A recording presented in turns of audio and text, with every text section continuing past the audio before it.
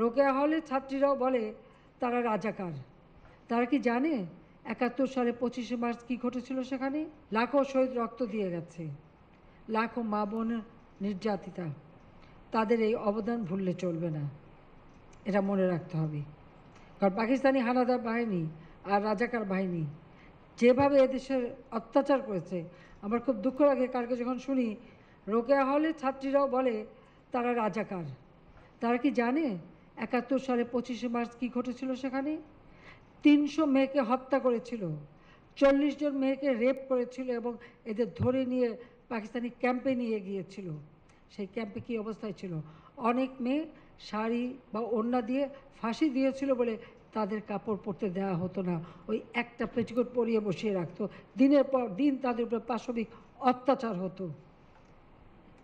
তখন যখন তাদেরকে উদ্ধার করা হয়, এমনকি একজন আমাদের মিত্রশক্তি ভারতীয় একজন শিখ সৈন্য তার মাথার পাগড়ি খুলে ওই উদ্ধারকৃত মেয়েকে তার গায়ে পেঁচিয়ে তাকে উদ্ধার করে নিয়ে আসে।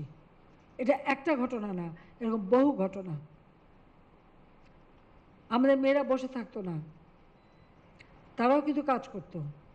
পিরোজপুরের যে মেয়েটা, তাকে ধরে নিয়ে যায় ক্যাম্পে, রান্না করতো এবং তার উপর পাশবিক অত্যাচার হতো, কিন্তু ওরই ফাঁকে সে ওদের খবর নিয়ে সেই নদী সাঁতরে পার হয়ে রাত্রেবেলা চিতলমারিতে যেয়ে সে মুক্তিযোদ্ধাদের কাছে খবর দিয়ে আসতো। ধরা পড়ার পরে তাকে গাড়িতে, দুটো গাড়ির সঙ্গে তার দুই পা বেঁধে সেই গাড়ি দুই দিকে টেনে তাকে ছিঁড়ে টুকরো টুকরো করে ফেলা হয়। এসব অত্যাচার, রাস্তায় রাস্তায় লাশ পড়ে থাকে, এরা দেখেনি, তাই নিজেদের রাজাকার বলতে তাদের লজ্জা হয় না। হ্যাঁ, আমাদের গেরিলা যুদ্ধ হয়েছে, এখানে কেউ শান্তি কমিটিতে, কেউ রাজার কমিটিতে ছিল, কিন্তু অনেকে মানুষের ক্ষতি করেনি। কিন্তু যে বাহিনীগুলি তারা তৈরি করেছিল, তাদের হাতে অস্ত্র দিয়েছিল এবং তাদেরকে দিয়ে মানুষের ক্ষতি করতো, অত্যাচার করতো এবং লুটপাট করতো, গণহত্যা চালাতো। তাদের বিরুদ্ধেই আমরা ব্যবস্থা নিয়েছি, তাদেরকে বিচার করে তাদের ফাঁসি, অনেকের ফাঁসিও দিয়েছি। তাদের বিচার করে এই যারা তাদের দ্বারা নির্যাতিত তারা ন্যায় বিচার পেয়েছে।